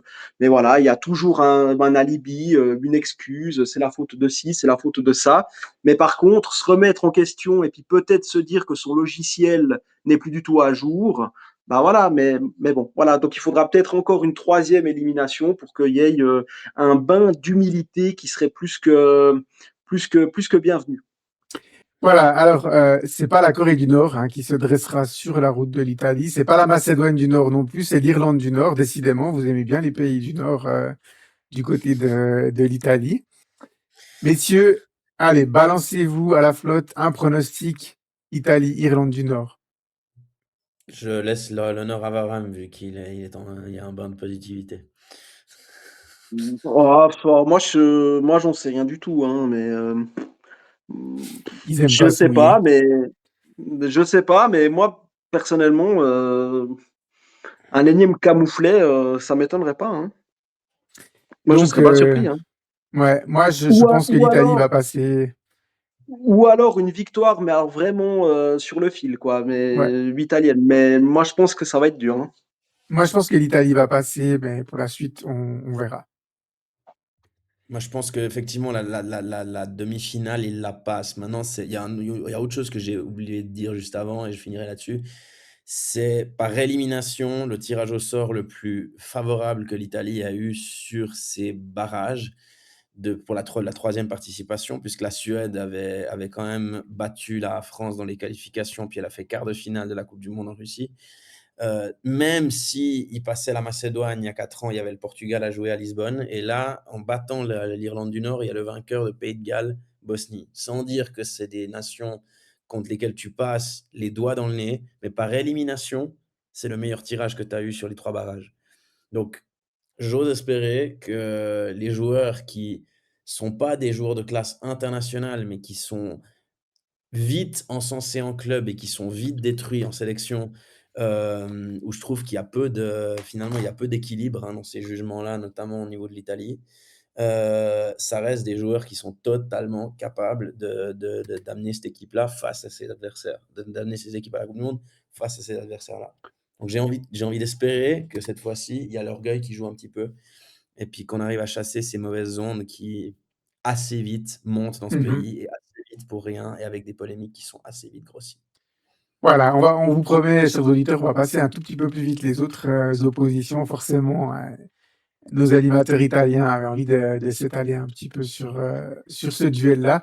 Alors, sur la voie A, le deuxième duel, c'est un Pays de Galles, Bosnie, Herzégovine. Messieurs, peut-être là, vous aurez un petit peu plus de facilité à vous prononcer. Pays de Galles ou Bosnie-Herzégovine pour ce duel? J'ai envie de dire que peut-être primer là, le fait que bon, les Gallois ont récemment des participations à ce genre de compète, pas à la Coupe du Monde, mais à des Euros qui sont pas si loin que cela. Euh, Je vais peut-être aller sur la prime de l'ambiance galloise et puis de l'équipe qui va jouer à la maison qui va passer, peut-être. OK. Malheureusement, j'ai pas de parce que je sais pas si Dzeko est encore en sélection ou pas maintenant, parce que ça m'étonnerait même pas. Avec un Dzeko encore dans le groupe, c'est le genre de joueur qui peut changer ce genre de match, même à son âge. Maintenant, avec l'absence de ce type de joueur-là, la Bosnie, je sais pas trop ce que ça vaut. Donc je vais donner la prime à l'ambiance galloise et puis à ce qu'elle dégage comme, ouais, la chaude ambiance que finalement dégage les Gallois. Dzeko a joué encore, au mois de novembre de l'année passée, donc c'est bien possible qu'il joue ce barrage. Ouais, ouais, non, C'est il a été sélectionné, hein, il va le jouer. Voilà, donc c'est le genre de joueur qui peut clairement faire la différence. C'est très équilibré, là aussi. J'ai beaucoup de peine à lancer la pièce. Ouais. Varane, tu t'es prononcé ou pas, non? Non, pas encore. Ouais, ouais. Bah, moi, j'irais dans le sens de Matteo, parce que voilà, je pense qu'individuellement, les Bosniens sont supérieurs. Maintenant, bah, on sait que parfois, les équipes des Balkans, c'est des joueurs talentueux, mais qui sont aussi imprévisibles dans autant du bon côté que du mauvais côté. Et puis peut-être que les Gallois, justement transcendés par l'ambiance, bah, Cardiff, je sais même pas si c'est là qu'ils vont jouer, mais je pense. Oui, oui. Ça peut peut-être les pousser et puis mettre en avant ce fighting spirit britannique. Donc ouais,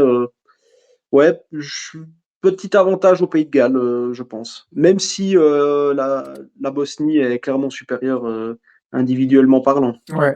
À noter que le Pays de Galles a bien figuré à domicile dans ses qualifications, mais la Bosnie s'est aussi bien débrouillée à l'extérieur. Donc voilà, c'est un duel qui est peut-être qui est assez ouvert effectivement sur le papier. On passe à la voie B avec la troisième demi-finale de ces barrages. Et là aussi, c'est un duel relativement ouvert avec un Ukraine-Suède. Alors une équipe d'Ukraine qui a, on va dire, confirmé son statut derrière l'équipe de France dans le groupe, hein. Ils ont fait un match nul contre qui ils ont fait match nul, l'Ukraine? Contre l'Azerbaïdjan, ça a été leur seule fausse note. Sinon, ils ont battu l'Islande et puis ils ont logiquement aussi été battus par la France. Ils ont tenu leur rang. Et puis de l'autre côté, une équipe de Suède très décevante, hein, on peut en parler puisqu'on les a joués 2 fois et puis ils ont vraiment raté leur qualification. Ils se sont qualifiés en barrage uniquement dans leurs prestations en lien avec la Ligue des Nations.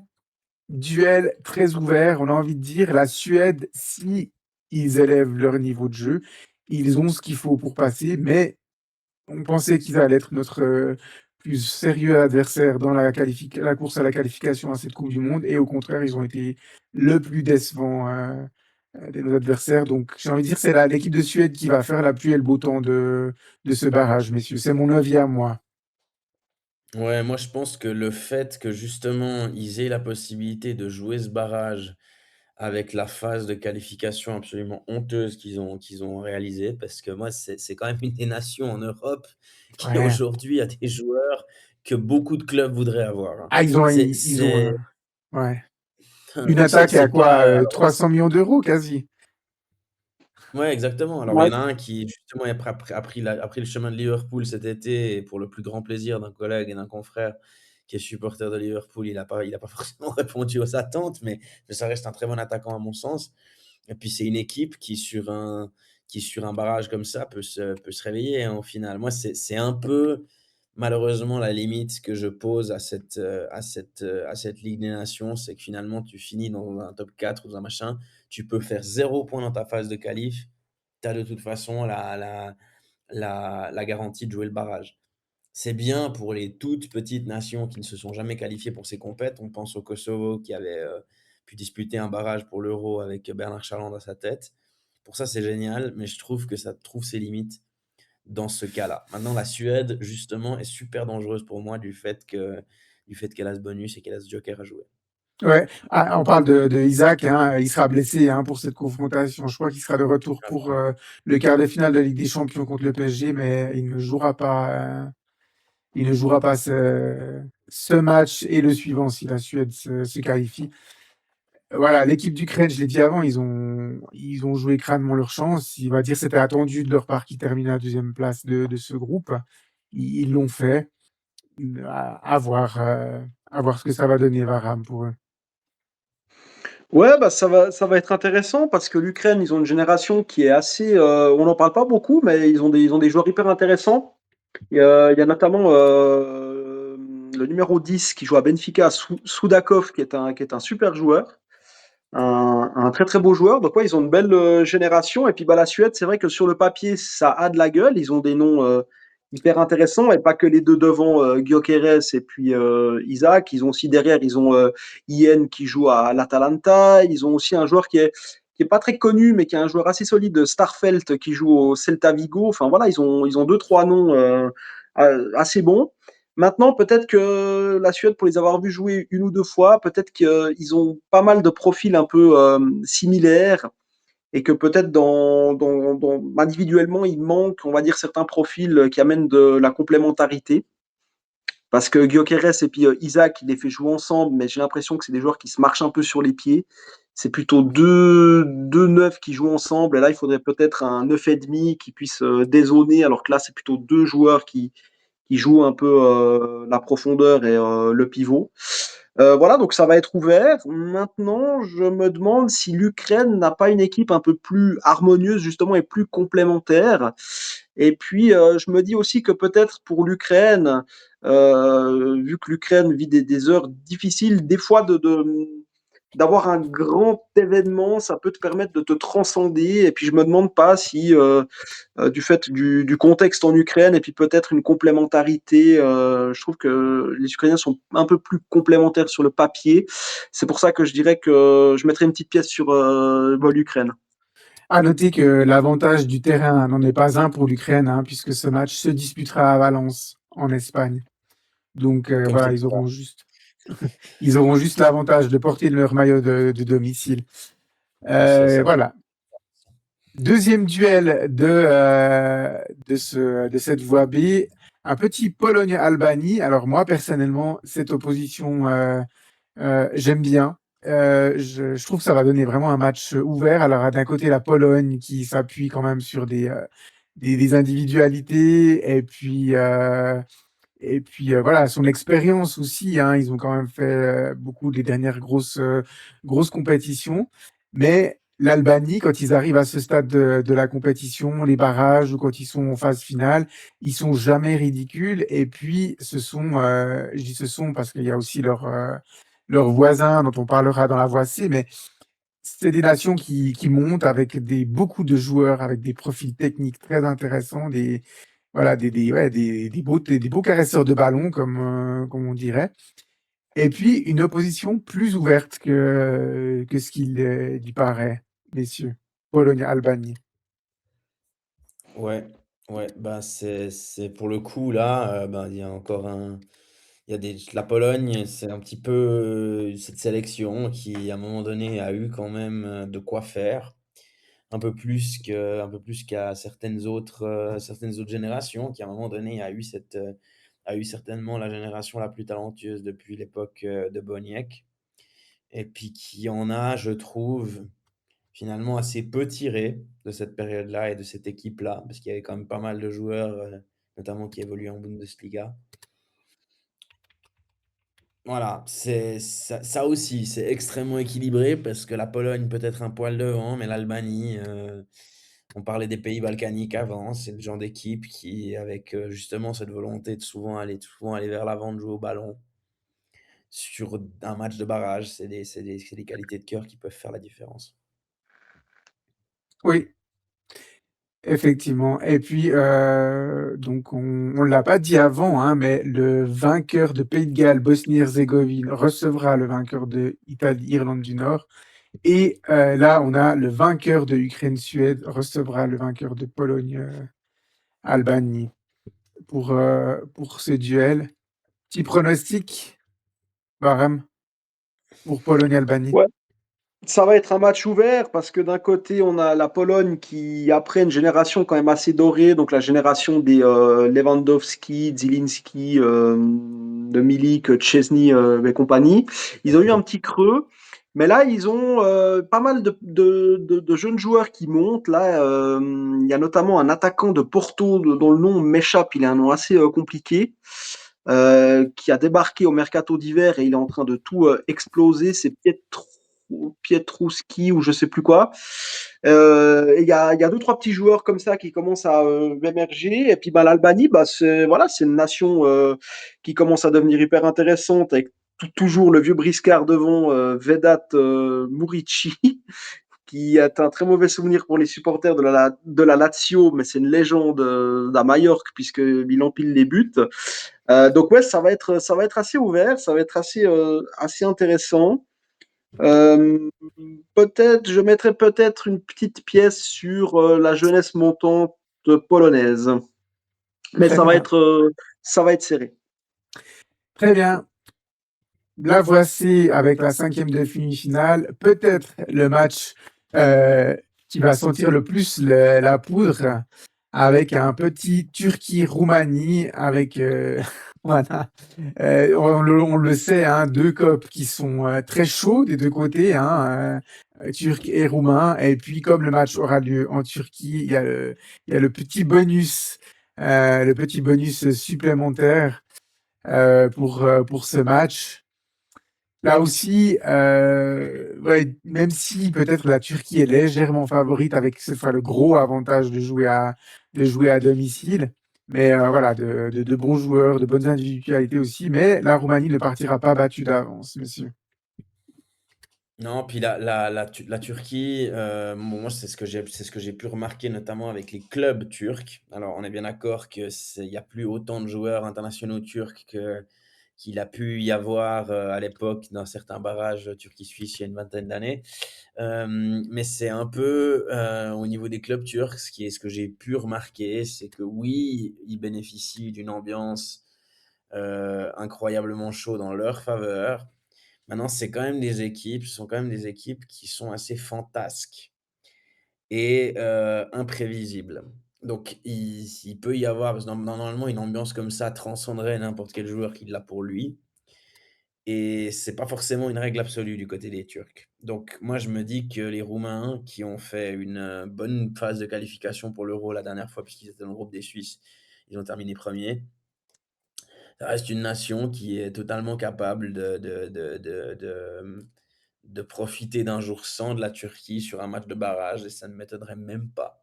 Parce que c'est tellement surréaliste l'ambiance là-bas que les performances jusqu'aux performances même des sélections turques.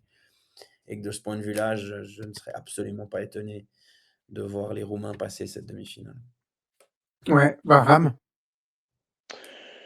Bah, disons que un tout autre résultat qu'une victoire pour les Turcs serait un camouflet parce que les Turcs ont une très belle génération, donc ils ont eu un énorme trou, puis là ça revient bien, ils ont des jeunes hyper intéressants.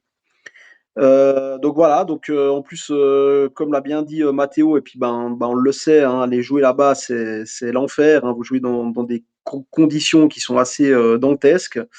Donc voilà, donc la Turquie a cet avantage de jouer à la maison dans une atmosphère hostile et, et très infernale pour l'équipe adverse. Une belle génération. Donc voilà, moi, même si la Roumanie est un peu en reprise, parce que c'est un pays qui a eu un énorme trou, hein, parce qu'ils ont une génération qu'on a connue dans les années 90 qui était exceptionnelle, hein. Franchement, la Roumanie avait une qualité incroyable avec des joueurs comme George Hagi, Radu Çoiu, Petrescu. Enfin, c'était vraiment Moldovan. du Moldovan, exactement. Enfin voilà, ils ont une génération incroyable. Là, ils ont eu un trou hallucinant, comme la Bulgarie d'ailleurs, ça me fait penser à ça.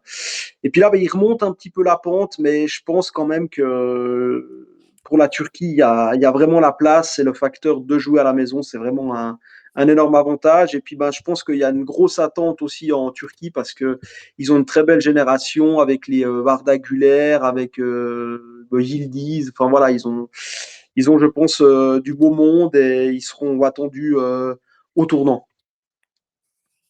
Oui, et puis la deuxième opposition de cette voie-ci, Slovaquie-Kosovo. Le vainqueur de Slovaquie-Kosovo recevra le vainqueur de Turquie-Roumanie.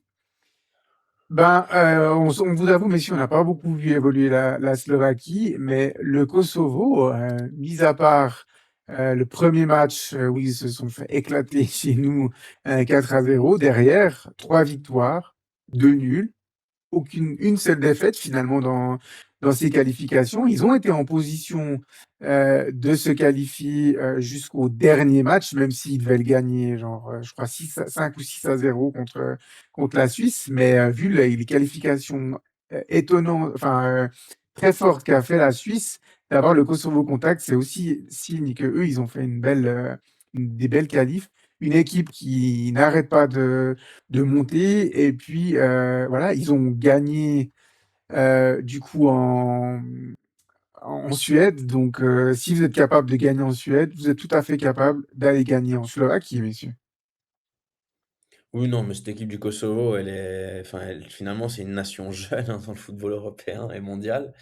Mais là aussi, elle répond à des critères finalement de foot de rue, où c'est très, enfin, personnellement, je pense qu'on a tous eu, enfin, en tout cas ceux de ma génération, on a tous eu des camarades de classe, à un moment ou à un autre, qui étaient kosovars, et finalement, ça répond assez bien à ces critères. C'est-à-dire que c'est une équipe qui n'a peur de rien. Moi, je pense que c'est un candidat dans cette partie de tableau des demi-finales et des finales de barrage européennes qui est à prendre très au sérieux et qui n'est pas du tout Mhm.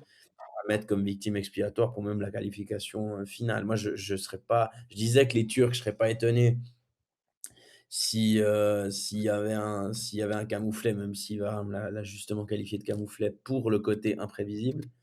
Maintenant, j'aimerais beaucoup pour la curiosité voir ce que donnerait un Kosovo-Turquie en finale de barrage, pour le coup. Parce que Ouais. là, c'est ambiance chaude contre ambiance chaude et je pense que c'est le genre de match, de barrage pas dire qu'il va se terminer en combat de rue, mais je veux dire, il y a de fortes chances pour que ce soit animé, disons. Ouais, la Slovaquie après a fait des belles qualifications aussi, hein. Je veux dire, ils ont perdu 2 matchs, ils ont perdu une fois contre l'Allemagne très nettement et puis, ils ont perdu également, 2-0 en Irlande du Nord, mais ils ne seront pas battus. Alors, concernant le Kosovo, on les connaît un petit peu mieux, on les a quand même beaucoup joués, en plus des qualifications là pour cette coupe du monde. Moi, ce qui m'a surpris vraiment dans ces qualifications-là, alors il y a ce côté effectivement, ultra motivés et puis, des beaux joueurs techniquement parlant, mais j'ai vu, à part peut-être lors de la première mi-temps du premier match, mais sinon j'ai vu quand même une équipe qui, voilà, qui avait des certaines assises, organisée défensivement, un bon jeu, offensif. Voilà, on est loin de, ces équipes qui ont juste entre guillemets «leur motivation» à faire valoir comme argument. Varane, c'est une équipe à prendre très au sérieux désormais pour toutes les qualifications, les prochaines qualifications. Ça sera jamais un cadeau d'avoir le Kosovo dans son groupe. Non, non, bah, c'est clair. Bah, après, moi, je suis pas tellement surpris, même si c'est d'un petit pays puis une nation montante, c'est quand même une région qui est très foot. Et puis, ce que je veux dire, c'est que voilà, on parle pas d'un pays émergent. Enfin voilà, parce que ce que je veux dire, l'Albanie, le Kosovo, les Balkans, on sait que c'est des pays de foot. Voilà. Donc inévitablement, ils ont de la qualité. C'est des joueurs qui jouent très très bien au ballon. Des fois, qui sont peut-être un peu trop amoureux du ballon, mais voilà, la qualité, elle existe. Et puis, moi, je ne suis pas du tout surpris parce que voilà, dans ces pays-là, il y a une grande tradition de foot et ça va être hyper intéressant. Mais attention à la Slovaquie, qui est une nation dont on parle très peu, mais qui joue très très bien. Moi, c'était une équipe qui m'avait passablement impressionné lors des dernières compétitions. Parce que moi, Mhm. j'aime bien ces petites équipes un peu underdog. Et mine de rien, c'est quand même une équipe où on a Oblak au goal. Derrière, on a Skriniar, qui est un joueur d'expérience. On a David Ančko, qui est un Non, excellent joueur non, qui non, joue. Oblak, non, Il Slovénie, est, il est slovène, alors il est autant slovène, pour Oblak, moi. oui. Voilà, mais il y a David Ančko, qui est un excellent joueur qui joue à l'Atlético. Et ils ont le fameux Benjamin Tchechko, euh, qui est vraiment un super joueur, quoi. Là, à Manchester, à mon avis, il a raté. Moi, c'est comme je l'avais dit cet été. Gyökeres, je l'aurais envoyé à Manchester et j'aurais envoyé Tchechko sur Arsenal. Mais voilà, on parle de vraiment de top joueurs pour une nation qui n'est pas très très grande. Donc ça va être sympa. Ça va être sympa. Mais c'est pour ça, moi, je pense que la Slovaquie, c'est une nation qui est très sous-cotée. Et moi, je mets une petite pièce sur la Slovaquie parce que je les trouve solides et moi, je les avais trouvés très, très, très emmerdants à jouer. Mhm. Très bien. La voie D des quatrièmes et dernières voies, avec une première opposition entre le Danemark et la Macédoine du Nord. Voilà. Est-ce que la Macédoine du Nord va refaire le coup des derniers barrages en éliminant une grande équipe à l'extérieur? C'est un peu la grande question sur le papier. Mais comme l'Italie, j'ai envie de dire il y a 4 ans, hein, mais sur le papier, le Danemark a tout ce qu'il faut pour passer l'obstacle de la Macédoine du Nord. Mais pareil, une équipe qui arrivera motivée, avec des joueurs qui savent jouer au ballon. Et le Danemark, ben voilà, il faudra qu'il livre la marchandise quand même, messieurs. Ouais, ouais, ouais, bah, à la base, c'est une équipe, le Danemark, qui évolue quand même assez bien et qui puise une assez grande force dans une ambiance assez passionnée à Copenhague. Pour avoir été, moi-même, assisté sur place à un Danemark-Suisse de qualification pour l'Euro 2020, j'ai pu me rendre compte de ce que c'était que cette ambiance en direct. C'est quand même quelque chose, hein. Après, voilà, c'est la Macédoine fait clairement partie de ces équipes un peu, porc-épic, contre lesquelles il faut de la patience sur ces matchs de barrage. Il faut savoir être patient et il faut savoir, assez vite débloquer la situation si on ne veut pas, que la situation enfin que le match se retourne contre soi. Donc Danemark devant, oui. Maintenant, c'est encore une fois, c'est une équipe qui a déjà fait ce genre de coup, qui a déjà embêté, je veux dire les mêmes qualifications où ils sortent l'Italie en barrage, qui vont jouer la finale contre le Portugal, ils avaient battu l'Allemagne. aussi dans la qualification. Donc, c'est pas une équipe si facile à jouer que ça. Pour moi, c'est pas tant. Oui, le Danemark est devant, mais c'est pas tant joué d'avance que ça pour moi. Ouais, moi je pense que le Danemark va quand même passer. Voilà.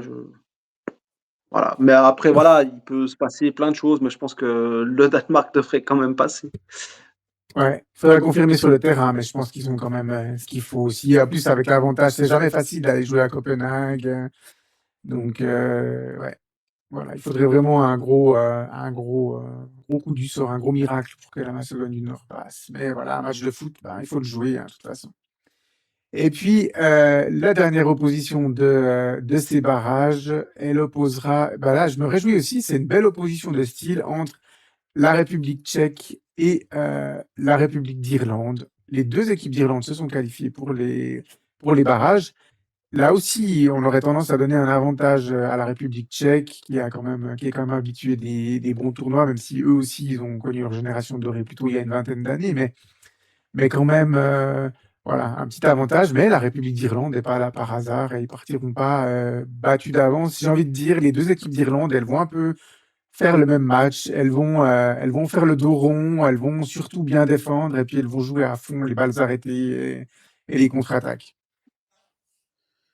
Oui, oui, oui, bah c'est ça aussi. Je veux dire, les Tchèques qui ont connu une très très grosse génération au début des années 2000, qui ont vécu un petit creux, puis qui reviennent bien là.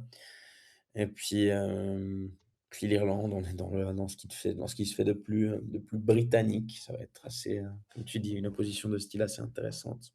Ouais, un petit pronostic. Je mets les Tchèques devant, mais Ouais, sans grand.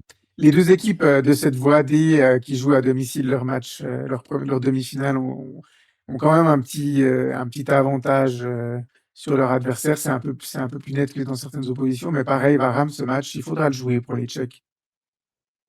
Oui, bah ça reste, c'est un match équilibré qui reste ouvert. Comme Matteo l'a bien dit, on a connu une génération exceptionnelle en République tchèque, hein. Franchement, une équipe qui nous a fait rêver. C'était vraiment une équipe hallucinante, quoi. Dans les années 2000, avec une qualité de joueur qui était vraiment exceptionnelle. Ils ont eu un petit creux, maintenant ils reviennent assez bien. D'ailleurs, on saluera notre ami Colin, puisque dans la République tchèque, il y a le grand Pavel Tulch. Donc, voilà. Et puis, bah, les Irlandais, on les connaît, c'est des qualités de cœur, c'est le fighting spirit, c'est un peuple qui ne recule devant rien, c'est un peuple d'insoumis. Donc c'est toujours, c'est jamais simple, enfin c'est jamais simple de jouer contre la République d'Irlande.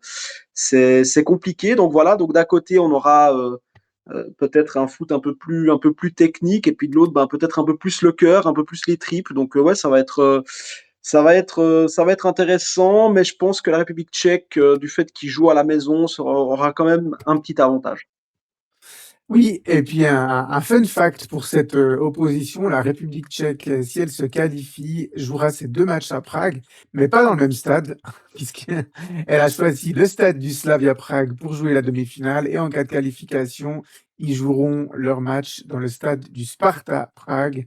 Donc voilà, je trouvais assez marrant de se dire, voilà, les deux matchs auront lieu à Prague, mais pas dans le même stade. C'est un choix un petit peu curieux d'un point de vue organisation ou autre. On se dirait, bon, ben voilà, quitte à jouer ailleurs, autant jouer dans une autre ville, mais voilà, Ils veulent satisfaire les deux clubs de la capitale, ils veulent pas de jaloux. c'est ça. On sait que la rivalité entre le Slavia et le Sparta est une des grosses rivalités des clubs de capitale européenne, hein, quand même. Il y a les Slavia d'un côté et les Sparta de l'autre. Donc, ils veulent peut-être satisfaire tout le monde, même si dans ces moments-là, on oublie un petit peu les rivalités, de ville, et puis on se concentre sur notre nation. Je crois qu'il y a que les supporters du Real et du Barça qui sont, et puis les supporters d'OM et de Paris. Je crois que certains Marseillais, ils préféreraient perdre une finale de Coupe du Monde plutôt que le but vainqueur soit marqué par un Parisien ou inversement. Donc, donc voilà. Messieurs, on parlera des finales la semaine prochaine, puisque les demi-finales auront toutes eu lieu. On aura une idée plus précise on aura quand même une idée très précise de ces affiches. Mais voilà, on voulait vous faire une petite preview de ces demi-finales. Voilà, on peut passer, messieurs, à la fin de l'épisode.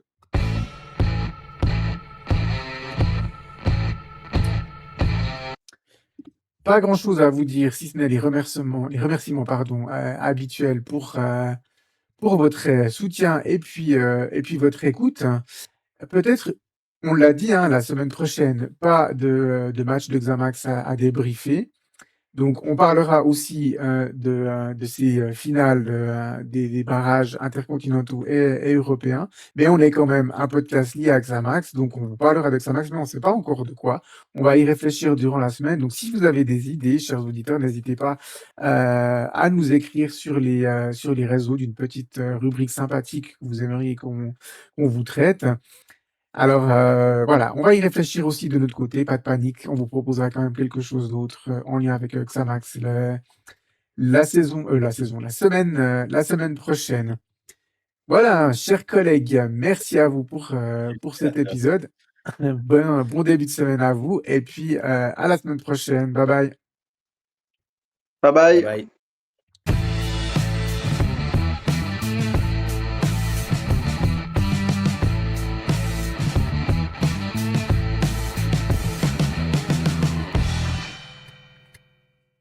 Voilà, on est encore en direct sur Twitch, messieurs. L'épisode est enregistré. Donc oui, on vous encourage hein, à nous faire une petite proposition de sujet. Peut-être vous, messieurs, vous en avez déjà une dans votre tête, mais on va quand même proposer du contenu estampillé Xamax la semaine prochaine. Voilà, messieurs, je pense qu'on peut gentiment conclure ce stream du dimanche soir. Et puis, merci beaucoup pour votre écoute et votre vue. On va dire vos vues, on va dire ça comme ça. Et puis, bonne semaine à tous. Et puis, à la semaine prochaine. Bye bye tout le monde. Ciao, ciao. Bye bye.